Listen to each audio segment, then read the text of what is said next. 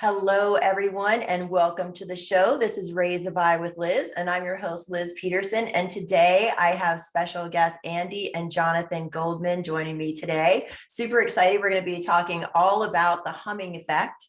So before I introduce them, let me go ahead and read you their extensive bio here. They have a great history in sound and are definitely pioneers in the area for many years. So let me go ahead and read their bio.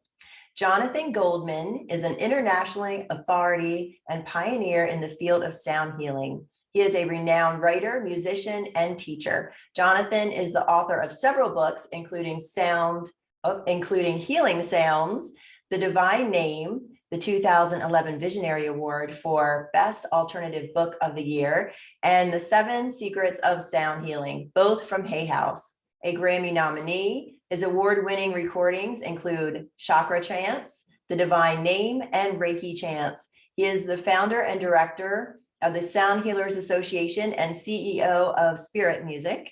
Jonathan Goldman was named as one of Watkins Mind Body Spirit magazine's 100 Best Spiritually Influential Living People. Andi Goldman is a licensed psychotherapist specializing in holistic counseling and sound healing. She is the director of the Healing Sounds Seminars and co-director of the Sound Healers Association. She is a musician, teacher, sound healer, award-winning author, and the wife and partner of Jonathan Goldman. Jonathan and Andi Goldman have co-authored Chakra Frequencies, winner of the Visionary Award for Best Alternative Health Book of the Year, and their new best-selling The Humming Effect, which has just won the 2018 Gold Visionary Award for Best Health and Healing Book, both from Inner Traditions. Together, Jonathan and Andi have dedicated their lives to the path of service, helping awaken and empower others with the ability of sound to heal and transform. Jonathan and Andi, welcome to the show. Liz, we are delighted to be here, and thank you for the beautiful, beautiful introduction. What a blessing. Thank you. And hey, we're looking forward to sharing what we perceive of as being some very important and fun information. I'd like to add the aspect of fun, because on a level, sound, whether you're listening or making it, should be fun. I agree. And I think that this is very important. There's so much that can be done with sound. I use it in my healing practice and some of your work, Jonathan, as well. And I want to dive right in. And you've been a pioneer in the realm of sound healing for years. So what is it that brought you to this path for our listeners that aren't aware of you and your work, the both of you?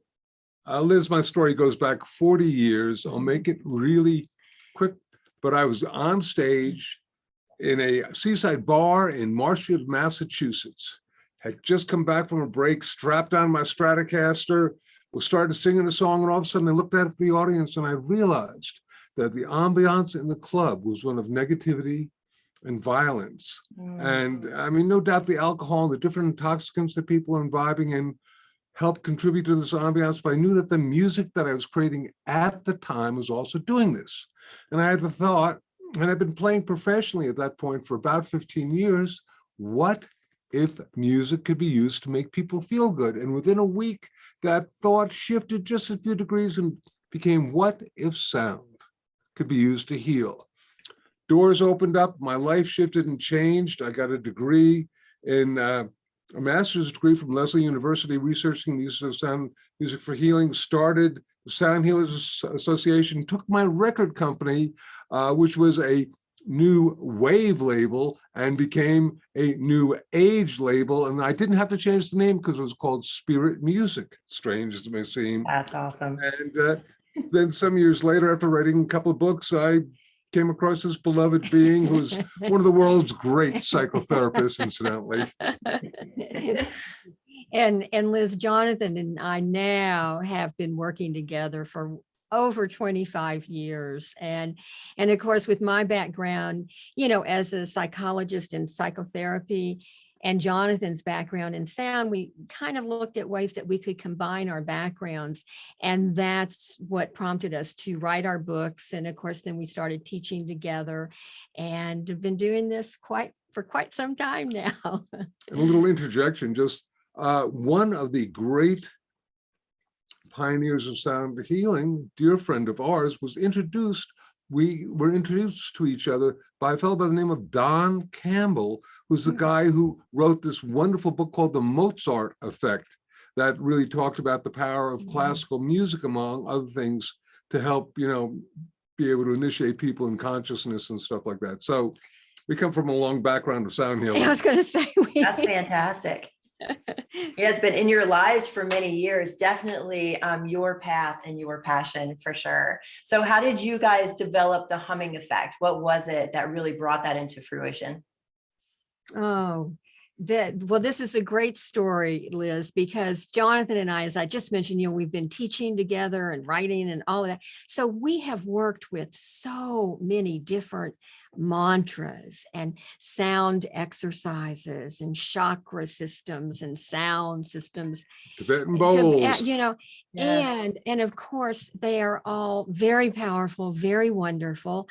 And we reached a point where we really wanted to bring the whole concept, the whole field of sound as a healing modality to more people out there in the world who may not have been familiar with how powerful and important sound can be for healing. And so we thought, well, what is the best way that we can do this? And how, we really worked with it. How can we do this? And then we went, aha. We looked at each other and we just went, Liz, on a bottom line, That's great. I'm going to backtrack a little bit before we go any further. There are two basic ways that sound can heal.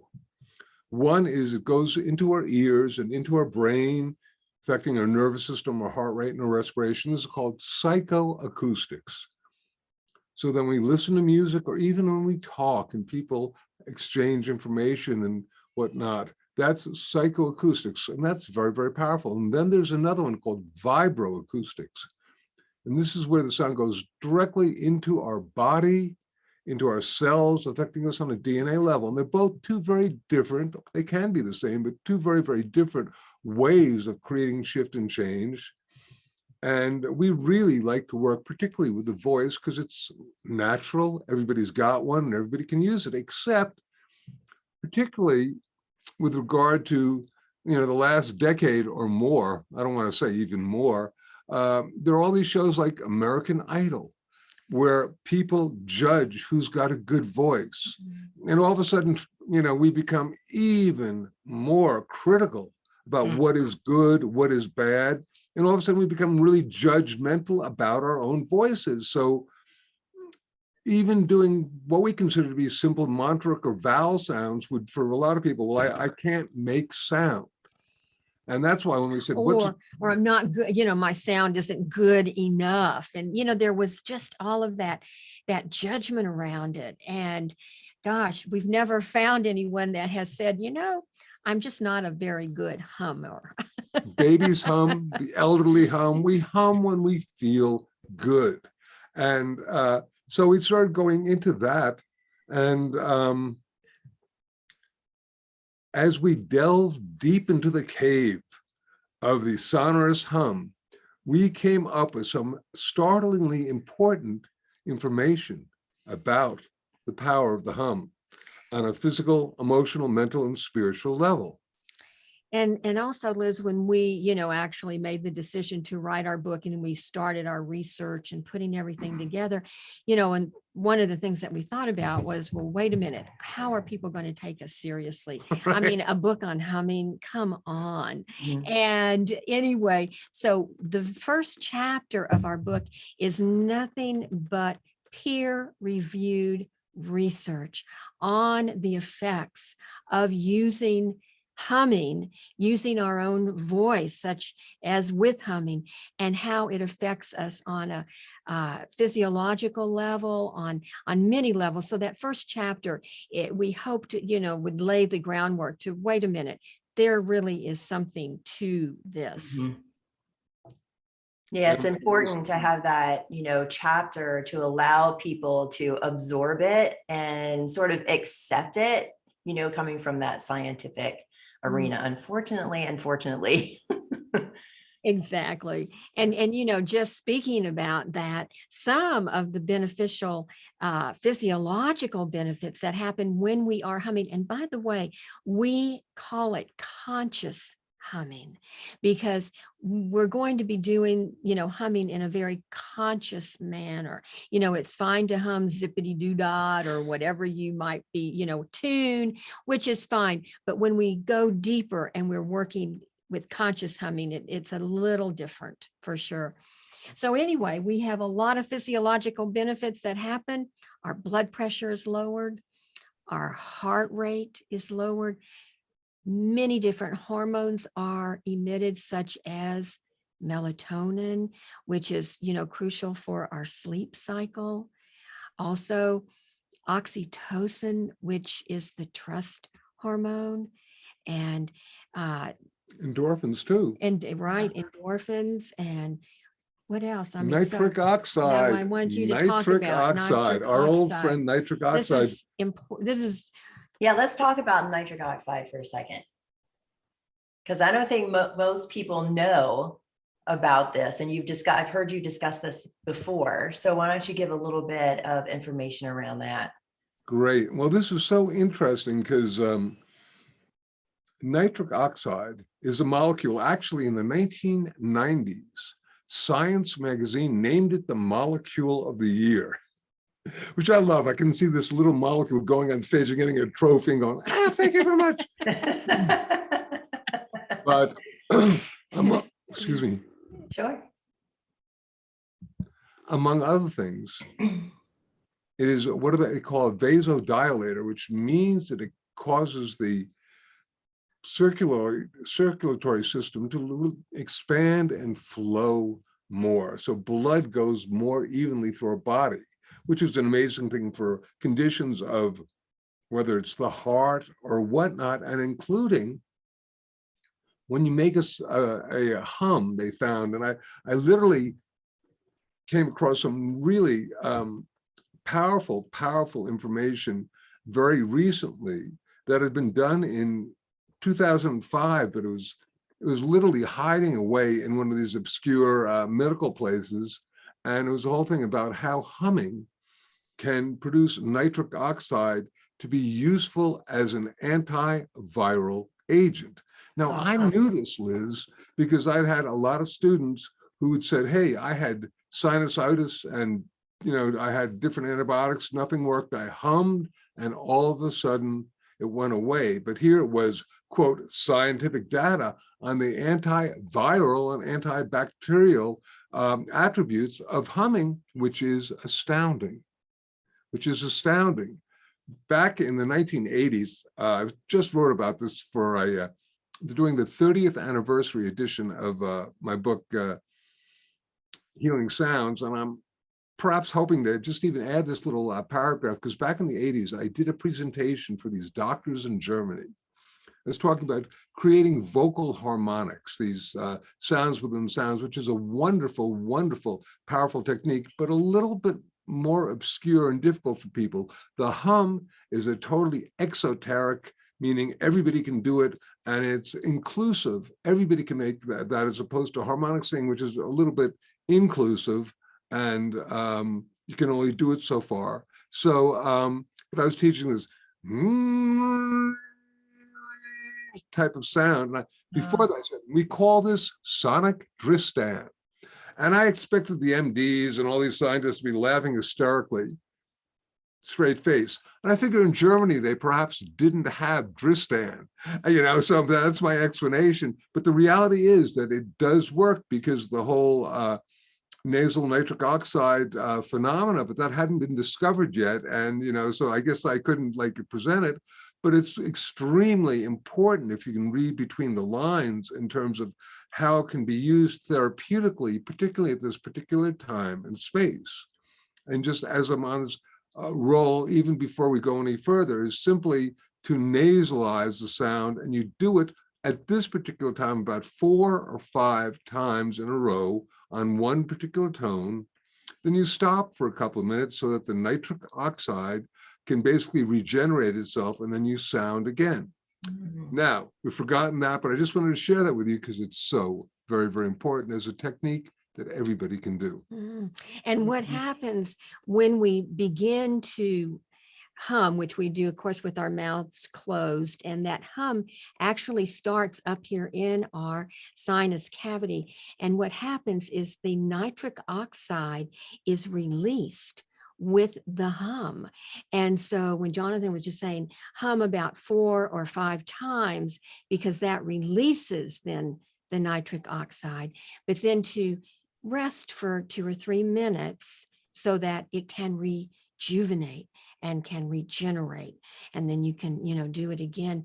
But it's a powerful non-pharmaceutical that we can use to assist us when we are, our stopped up nose and cold and all of that. And of course, with what's happening in our current world, with all this stuff, hey, hum for 5 minutes every day, see what happens. It could ward off a lot of things. Just another thing, because we're all so stressed out.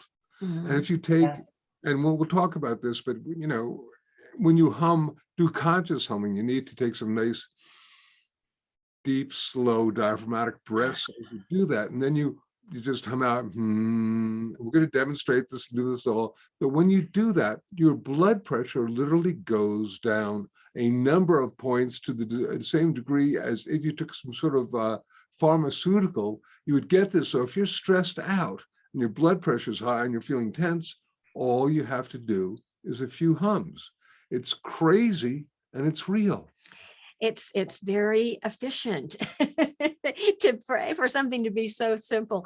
And that is reminding me, I would love to just take a moment. Listen, on the back of our book, we have got a beautiful quote from Dr. Bruce Lipton, who wrote The Biology of Belief.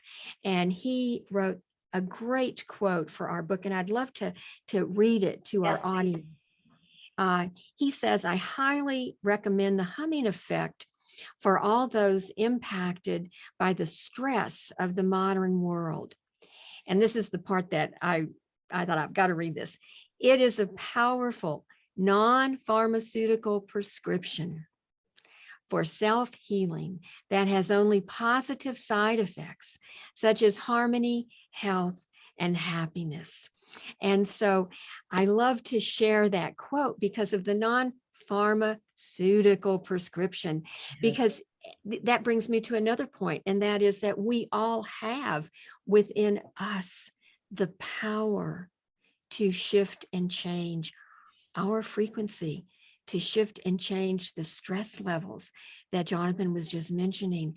And what an empowering thing to know that with your voice and through something as simple as conscious humming, you can really make some pretty profound shifts and changes on a daily basis. So I'm going to put my book over there. We were talking about vibroacoustics, and the most powerful vibroacoustic sound that we've come across is the hum, because I'm going to demonstrate this for you. I hope it comes through, but I'm going to basically just pinch my nose after I begin to hum, and you'll see what happens. You can't hum if your nose is pinched. Most people don't know that, and then they go, I say, hey, if you didn't know this about the hum, do you think perhaps there are other things about it? But because, see, as soon as you open your mouth, some of the sound starts coming out, and some of the vibratory power is lost. So the hum is basically totally a self-contained vibroacoustic sound. Wow. And I want to back up just a little bit too, because talking about the power of humming and how important it is to shift and change, there is an ingredient, another aspect to working with sound that is absolutely crucial, and that is intention. And the intention that we put onto our sound can really amplify it even more. And I think, speaking of 40 years ago, as long as Jonathan has been in this field, he came up with a formula way back when he was working on his degree at Lesley University. And he came up with a formula that we feel is so relevant today, even more than ever. And that is frequency plus intent equals healing. And Jonathan, you might want to even talk a little bit more about that, because Yeah, please, that would be great. Well, the basic bottom line, Liz, is that sound is a carrier wave of consciousness. I think my friend Stephen Halpern first said that one, and I love it. It literally, we can encode the consciousness that we have onto any sound, so that if our intention is healing, it'll be like that. And if it isn't, it can be something else, which bringing in the concept of conversational voice as a healing modality. So if you want to basically project healing aspects as you're speaking, simply think kind thoughts, if you like, nice thoughts, because too many times people use their voice, and too many times the thoughts are not necessarily positive and can be really destructive. So we have literally within our own voice, and in conversational matter, the aspect of using sound either to heal and transform or else something else. Too many people have had the something else, and we try to stop that in a really big way. And Andi, I know that as a psychotherapist, by gosh and by golly. oh yeah, I mean, that's why when I was saying a minute ago that it's very empowering to be able to use our own voice to create shifts and changes. And we do want that to really be in a positive way. And certainly people are stressed, and there's a lot of emotion that, surrounds that stress. And some of those emotions obviously are anger and, some emotions, that we want to shift and change. So if we can put those positive thoughts, it's like, if we are angry, I want to shift and change that. I am willing to open up to letting that go, and then put it onto the hum. It can make a huge difference. Well, this is reminding me now, just some years before the humming effect, Andi and I wrote a book called Chakra Frequencies, which is basically also has all these different exercises that can be done with a partner. And one of our favorites is literally making a sound when you're both uncomfortable with each other. And you'd much prefer like shaming or yelling at the other person or making them, you sit there and you do an om or a hum or a whatever. And as Andi will say, that you have to first agree that you're going to do that. When you're not in that state of Yes. angst and anger. And so you can agree, hey, when we get there, one of us has the foresight to say, honey, let's do an om together, Or something like or that. let's hum together. And so if you make that contract ahead of time, then when it actually happens, hopefully, one of you says, can say, honey, let's do a hum, or let's do an om, or whatever. We pull up in front of a party and I don't want to go on, I'm going home. And we got to do an om. Okay. And we're chuckling about it. But honestly, Liz, I just want to tell you, it absolutely shifts in a very short period Probably of time. 1 to 2 minutes worth of time. In fact, when we do this hum, you'll feel within, and we're just going to do maybe 4 hums, or, you'll feel an immediate shift in your nervous system, your heart rate, your respiration. If you're more sensitive, you may feel all sorts of shifts in the energy body, the etheric field, and it's so it's real and it works. And this is something that I'm just guided to remember that, hey, try this with a partner, because we know of a lot of people now who have been having great relationship difficulties. And it's a goodie. Yeah, Yes. it's really, it's helpful because what it does, it shifts the frequencies, and it does it if you keep at it for just a few minutes. it will bring you into a different place so that you, instead of being in angst or being angry, you can then begin to possibly talk about what was happening for you. You know, why were you in that place? And of course, the way that the world is today with the lockdowns and the pandemic and all of that, this is a great tool for people to have, not only for couples, siblings, children. You know, it's a Parents and marvelous, children. it's a marvelous tool. I used to, a dear friend of mine, this was before we wrote the Humming Effect, but anyway, we would do a lot of oming together and toning together, etc. And so she decided in the morning when the kids were getting ready for school and it's very hectic and, you know, crazy, and they're trying to remember everything, before they walked out the door, they'd all hold hands and they'd all do a group om. That's awesome. And she said it made all the difference. And I think two things are happening there. One is you do get the release of oxytocin, Oxytocin. which is that feel good, you know, it all breaks down the barriers between people, the feel good, trust, love hormone. And also you get a phenomena called entrainment, which means that your nervous systems begin to lock in step and vibrate with each other. And that's just really, really cool. That alignment is very cool.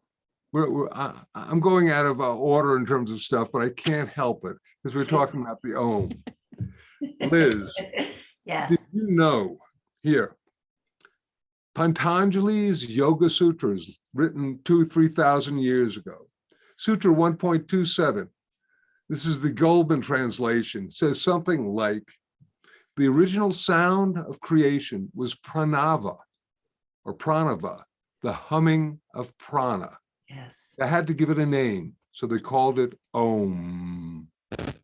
So the Om literally came from the hum. Yeah, the humming of energy. Yes. The eternal sound. That's beautiful. And I love this. I love everything that you have just said. There are many points that I want to, come back around to, but the hum, not only the sound, but the vibration. And a friend of mine shared with me not too long ago, how each one of our organs has a different vibration. Our chakras have each one has a different vibration. We're triggering our pineal gland, and the other glands in our mind when we're doing the humming. I think that, it's so powerful. And the humming together, where you're coming into synchronicity with each other and coming into alignment. And it just, also bringing you back into your center, at the same time. So not only are you doing it for yourself, but you're doing it together as well, that balance, that grounding, centering. And just some thoughts about that. It's our belief that we are all unique vibratory beings. Yes. That what sound or frequency may work for one person doesn't necessarily work for you. Listen, the same thing is basically true if you think about it. We'd begin a workshop or teaching together asking if anybody was allergic to penicillin. And usually about 5 to 10% of an audience would raise their hands. And I say, okay, so sometimes even 20%. I say, so for 80% of you, penicillin, and if you think of everything in the universe as being a frequency, which is what the quantum physicists and our ancient mystics have said, everything is vibration, everything is in a state of vibration, then penicillin on a level is a frequency or a series of frequencies. And for 80% of you, yes, healing, but for 20%, it's toxic. And I have to say that I can't think of anything that I've ever encountered, perhaps breathing or water, but even you could dig into, but everything depends upon the time, the space, the need of the individual, who the person is. We are very, very much a believer in not only fluidity and being fluid about things, but also realizing that what works for one person may not work for another. And this particularly goes for frequencies. Does that resonate? We really are individualized. Mhm. Yeah. Very much so. And, you know, it was interesting. We were doing a teaching group the other day, and we had a time for questions and answers. And so many people went, oh my gosh, the humming experience that you guided us through brought me, even in that short period of time, into a really definite, calmer, more centered space. And there was one person who said, but wait, that didn't do that for me. And so we then shared our story that we just now, you know, shared with, hey, we are all unique vibratory beings. And so sounds and different music, different frequencies are just going to affect people in their own unique way. Yeah, we're not a one size fits all humanity. We're Absolutely. all different, each individual fractal, right? Yes. We do our own thing. I want to bring in the concept again of intentionality, simply because if you have a particular belief, whether it's the biology of belief or the placebo effect or Masaru Emoto's stuff with intention, all these other people, if you have a particular intentionality of a sound having a particular purpose or action, it probably will. So, I mean, that's all great and that's all wonderful, but just right now, I'm going to jump and do this before we even do it. I'm going to make one hum and I'm going to move it from my head to my chest. And I'm going to try not to actually even change the tonality or the pitch. It'll happen a little bit unconsciously, but I'll just be changing this with my intentionality. Okay.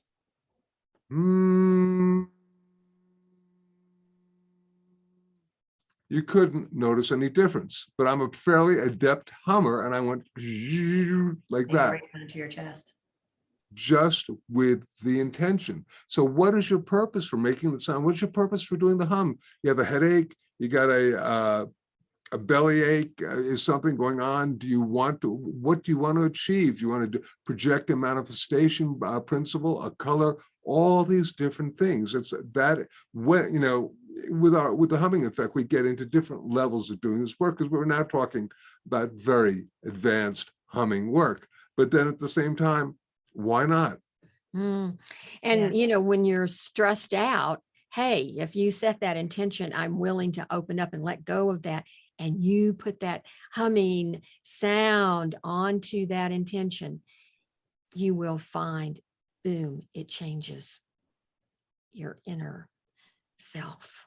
Yes, energy goes where awareness is. Is that, yeah, yeah. Exactly. And, you know, also, Liz, one of the things too that we talk about is after we have, say, for instance, done a humming exercise, maybe we have hummed for 5 minutes, maybe we've hummed only for 4 times, you know, it just doesn't matter. But we always go into a moment of silence, because after we have hummed consciously and we have really put that intention there, then we go into a place of silence and we listen within, and we then begin to go, oh, yes, and that inner wisdom begins to come through. The silence is, if you like, the yin to the yang of sound. Sound really shakes things up, it changes them, but then in order for the rearrangement of molecular structure or whatnot to occur, the vibrational shift, you need to be in that still point, so to speak. And so we really do recommend, even, you know, if we're doing 5 minutes of humming, we suggest doing 5 minutes of silence, because oftentimes people also are so flattened by the little physiological stuff that's happening. We tell them not to get up, because if you get up, you might, you know, be a little tipsy. So it's very, very important. We actually do probably a 5-minute humming practice every day. So we don't restrict it to 4 or 5 hums. That's only for specific purposes. And I'm getting the hit to begin to do a little bit of Well, I was just thinking that too. I can see where that pause, though, I want to say real quickly, allows for that integration. Absolutely. it's mandatory. You know, and I have to just mention, this is kind of a quick little anecdote, but the word silent and the word listen, it's an anagram. They have exactly the same letters. Oh, wow. Listen. Aha. Ah, Listen in the silence. I love that. Yeah. Silent, listen. Yeah. Sound of but- silence. but it's really good. And Liz, I have to tell you, I was probably in this field for close to 20 years before all of a sudden the power of silence literally hit me, because I was involved in some activity at some place, some major symposium that was happening. And the person I had as a partner was so enamored with the sound that they wouldn't be quiet. And because of that, it was like, I was going, no, just allow yourself pause so the sound can encode, the shifts and changes can encode themselves on you. And we're talking about anywhere from 30 seconds to a minute or even more. We were talking about nitric oxide being silent for 3 minutes, but that's only if you're humming for nitric oxide. I like to hum for 5 minutes and just get a general overall buzz, talk to my higher consciousness, get a total realignment of vibrational self. And it's really, really powerful. So once again, what's your purpose? What's your intention? I love that. Yeah. And along with intention and actually humming, also breath is very important. And so we want to, before we start humming, I like to suggest that people focus on their breathing and take several nice deep breaths, inhale and then exhale. And then that helps the body to feel more relaxed, which then allows the body to support the sound. And like you were saying in the beginning, from the diaphragm, those diaphragmatic breaths, which start to shift your nervous system, like you were saying. Yeah. Believe it or not, real quick before, because we could just talk about this. I want to do it, and then I'm going to talk about World Sound Healing Day, folks. We're going to talk about World Sound Healing Day, which is Awesome. the big, earth hum, so to speak. But, they found that the vagus nerve, which is very, very important, that the one conscious activity that we can do, well, we can breathe, but breathing is sort of less than conscious because, but if you hum on the breath, that will actually create greater vagal toning. So, and it's reality. I loved when I read that. Oh, I love that too. I've been sort of playing around in my practice and reading tidbits here and there, how the Sushumna or Hara Kundalini could actually be linked, with that vagus nerve. Oh, totally. The vagus nerve, right?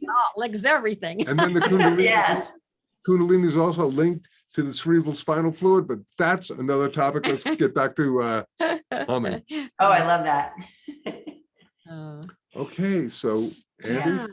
Yeah, let's go ahead. I want to guide our listeners in a actual experience with humming so that they can begin to feel in their own bodies, minds, and spirits the power that they have to bring shifts and changes. And this is just right now to give you a little experience. We ask everybody, even before we begin, to just check yourself out. What are you feeling? Just as Andi's asking you to take a breath, which you will in a moment, what are you feeling? We also suggest that when you make the hum, if you can, close your eyes, because when your eyes are closed, there's much more of a self-awareness that occurs when you're making sound. And also, if possible, sit with your back straight, because if you're hunched over, you're a better conduit of vibration with your back straight.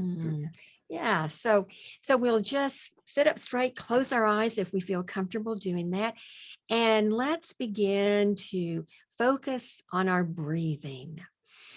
Breathing in and breathing out. And you can even put your hands on your belly. We call it belly breathing, that diaphragmatic breath where you're going to just breathe. You're going to inhale and that belly will extend, and you'll exhale and it will collapse. So let's breathe in and out, and let's release our exhale with a sigh and let go of anything that's not serving us right now. So we'll breathe in and And then we'll do a couple more breaths, breathing in and out, and we'll breathe in, and then our hum will begin on the exhale. And as you're breathing in this manner, just hum. Make sure your lips are closed when you hum. Hum on just one note that is in a comfortable range for you. No straining.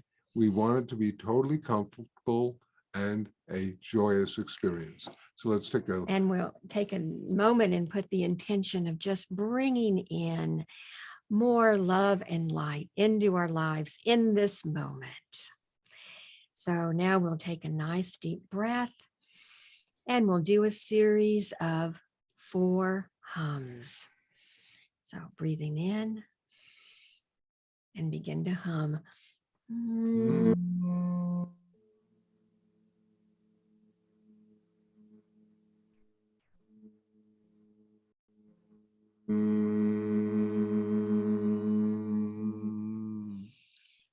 Breathing in.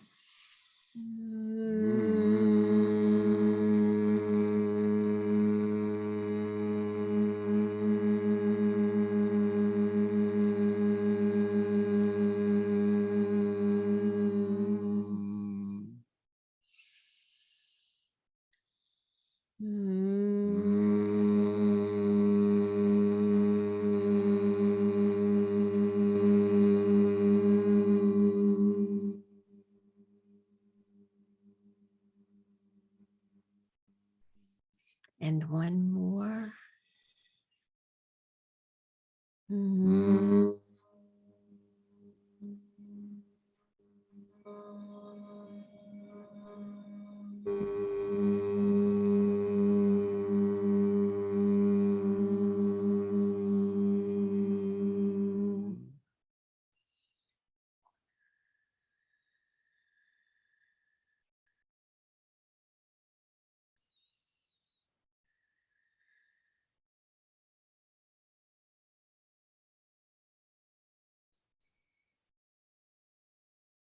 And as we're in silence, allowing the shifts and changes to occur, begin to listen within.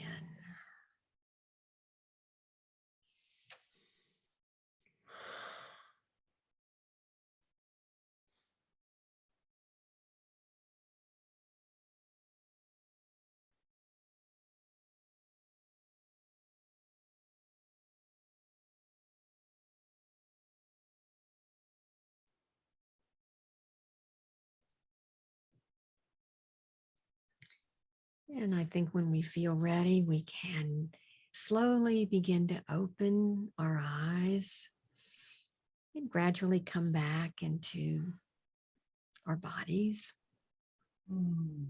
That's lovely. Liz, how was that for you? I mean, I have to say for myself, I took off and got really sort of lightheaded. Just those 4 hums. I don't know. But Yeah, same for me. And it really brought me back into my body. I felt my body relax, especially in the silent period afterwards where my muscles were letting go. I could feel my shoulders relaxing a bit. I could feel my energy within myself and around me start to kind of like buzz and sort of move around like a hum, right? That was really nice and really bringing in more focus. I can even hear it in my voice, how I'm sounding more grounded and centered. Yeah, that was really nice. Thank you for sharing that, Liz. and we could have been in silence a little more, but I always find it, if people are watching this at all, or they open their eyes seeing people sitting there, but I would suggest that, it's, Yes. once again, silence, very cool. And we do it for 5 minutes usually, which is about 25 hums if you don't have a clock or a stopwatch. But what's interesting is we just did a series of 4 hums, which probably did not take very long at all. And even in that short period of time, we're able to feel a difference. So I just encourage our listeners to just experiment with it and, try and see what it feels like. Yeah, what a great way to start your day or end your day. Or if you just come out of a meeting and you need to sort of like ground and relax, it would be a good time to do that. Yeah. Can you imagine a group of people humming for a couple of minutes as they began the meeting? So they were all, shall we say, Yeah. in a similar Yes. vibratory resonance. What a concept. Oh, and I love that when I'm in group and we're all, sitting together and we take a moment to just come together with a sound or a hum or an om or something like that. It's a great way to start and a great way to end. Yeah. Yeah, It's a gift. it is. There is so much more that we would like to share on this, but at the same time, we have coming up in the not too distant future what may be an extraordinarily important and powerful global vibratory shift phenomena that we call World Sound Healing Day. And Yes. we've been facilitating World Sound Healing Day. Now this is our 20th year, Liz. And so what it is basically in a nutshell is that we put the word out, hey, everybody, let's gather on February 14th and let's create groups within our own communities, but on that day where we can all get together and sound with the intention of sending healing and love and peace to Mother Earth, to our waters, just letting our intention of healing be sent out through our sound to Mother Earth. I like to think of it Beautiful. as a sonic Valentine to what I call the Gaia matrix, the energy field of our planet. And initially, when we first began this, we were all going to be doing the ah sound, which is a great sound of love and generating into the earth at 12 o'clock Eastern time. But we realized that that was kind of New York eccentric and the ah sound. So as we've opened up more and more, it's literally become any sound, and it can be a drum, it can be a bowl, a Tibetan bell, bowl. and people can be playing instruments. It can be, and it can even be spoken word, as long as you do it with the intention of compassion and love. And Liz, since this is our 20th year, over time, it's evolved and it has, gotten bigger and bigger. And we normally have about at least 100 different countries literally represented, with people within those countries organizing their groups and their communities. And of course, last year, because of COVID, people were not able to gather in person. And so we had to come up with a whole new way to, get everyone together for World Sound Healing Day. And so we created what we call our portal, which is on our website, worldsoundhealingday.org. And there is what we call the portal, and people can go to that portal and they can put a link up for the group, for their group, and post it on our website. So the whole world knows that they're going to do that group, and That's wonderful. anybody can go and hit that link. So as well as the people Right. in their own communities, it's open for everyone. Crystal So bowls, chamber orchestras, Tibetan monks, poetry, musicians, etc. But here's, if you like, the clue or the secret. And part of this is certainly due to an organization called HeartMath that teaches something called heart-brain coherence. And bottom line, in a nutshell, the heart puts out an electromagnetic field. The brain puts out an electromagnetic field. When they're synchronized together, the electromagnetic field is anywhere from 50 to 500 to some even speculate 5,000 times greater than normal. And the key to doing this is breathing, being in a state of appreciation and gratitude. And then we add one more element, because it's one of these things that they haven't quote researched it yet, but I will just tell you from our different spiritual and scientific friends, it's real. And that's a fact. If you think about it, the prayers on our planet are vocalized. They're chanted, whispered, spoken, or sung, but they're vocalized. Or they can even be silently encoded, but they're, if you like, they're silent sound. But that's because sound amplifies our field even further after we get it into a state of coherence, and it amplifies and focuses our intention. So we add the element of sound and you have an ingredient that can't be beat. Amazing. That's Yeah. wonderful. Thanks for sharing that. And thanks for sharing about World Sound Day. Yeah, and we just invite, our listeners and everyone who would like to participate to, of course, they can go to our website, which is healingsounds.com, or they can go directly to worldsoundhealingday.org and, take a look at it. And we've got a lot of information about it.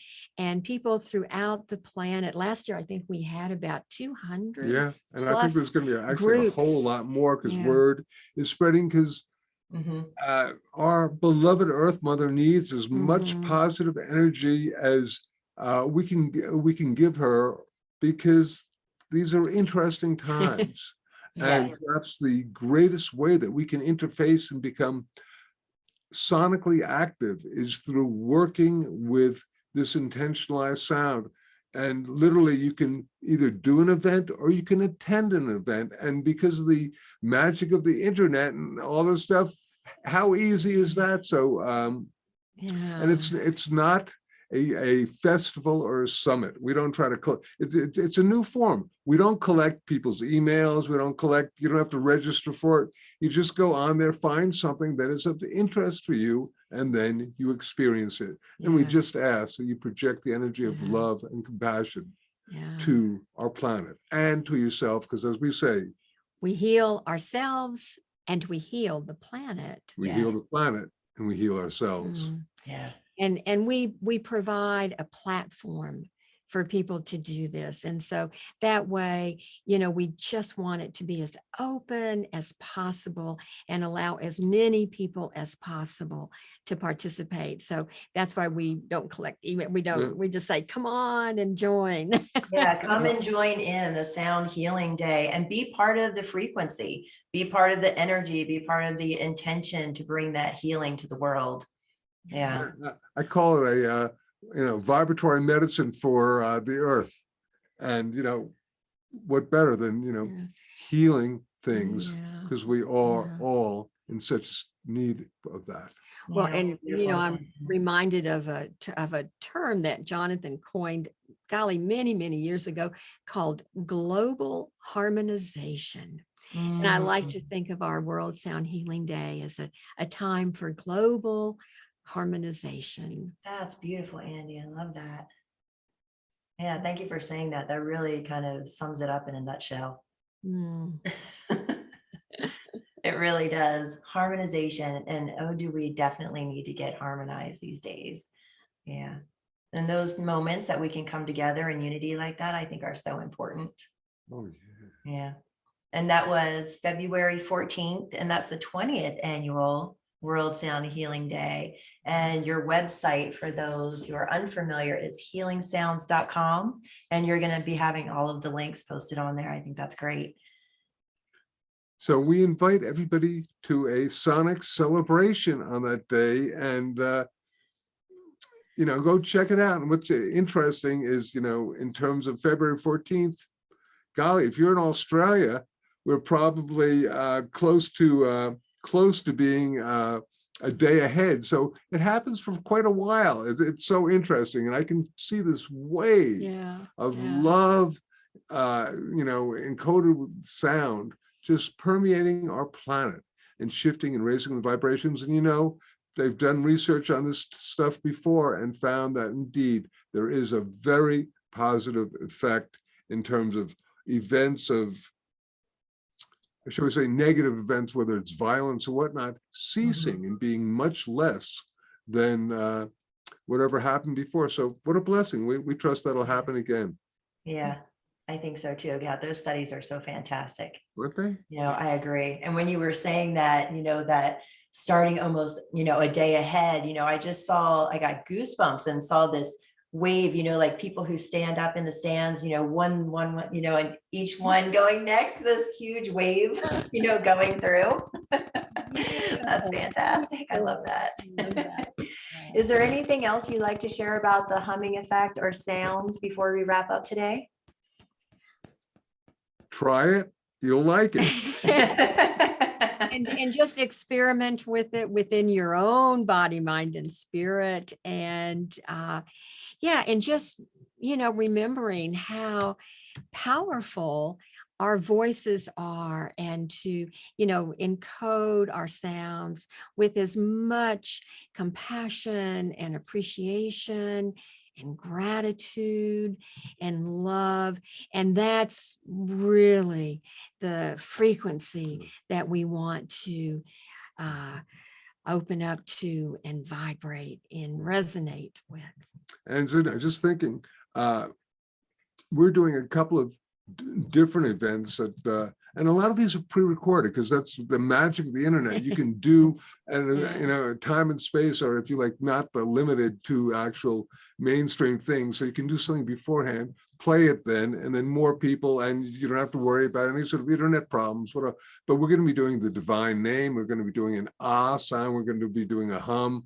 There's a Tibetan monk doing chanting. There's all sorts of stuff. I know there's going to be Hindu masters and Sanskrit masters and everybody from everywhere, because now more than ever we need World Sound Healing Day. Oh, I have goosebumps listening to all of those different things that are going to be happening. God, that's wonderful, guys. How beautiful.